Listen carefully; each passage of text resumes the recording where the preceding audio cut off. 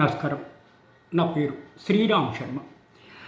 Madhya Pradesh high court single judge justice Anand Pathak ఒక anticipatory బెయిల్లో ఒక వినూత్నమైన కండిషన్ గ్రాంట్ చేస్తూ యాంటిసిపేటరీ బెయిల్ ఇవ్వడం జరిగింది.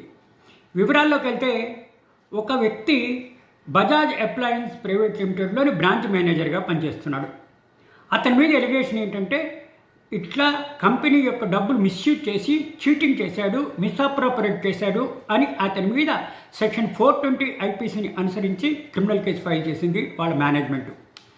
అయితే సదరు బ్రాంచ్ మేనేజరు హైకోర్టులో, మధ్యప్రదేశ్ హైకోర్టులో యాంటిసిపేటరీ బెయిల్ ఫైల్ చేశాడు.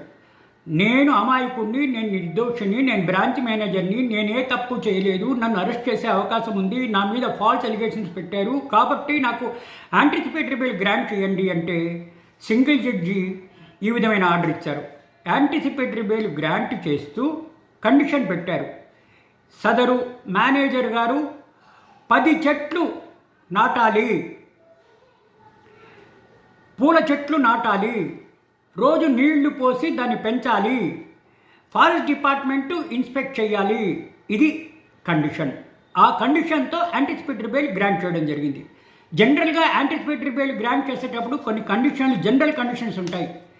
నువ్వు రోజు పోలీస్ స్టేషన్కి వచ్చి సంతకం పెట్టాలి, విట్నెస్లను భయభ్రాంతులు చేయకూడదు, ఊరు విడిచి వెళ్ళకూడదు, పోలీసు వాళ్ళ అనుమతి లేకుండా బయటకు వెళ్ళకూడదు అని ఇటువంటి కండిషన్లు ఉంటాయి. కానీ ఇక్కడ కండిషను కొంచెం వెరైటీగా ఉంది. పూల చెట్లు నాటాలి, అవి బతికేటట్టు రోజు నీళ్లు పోయాలి, అది మీ కండిషన్. చాలా చక్కగా ఉంది కదా. లేకపోతే జైలుకి పంపించి డబ్బులని వృధా చేసి ఆన్ని జైల్లో పెట్టి తర్వాత బెయిల్ వచ్చి ఇవన్నీ ఎందుకు?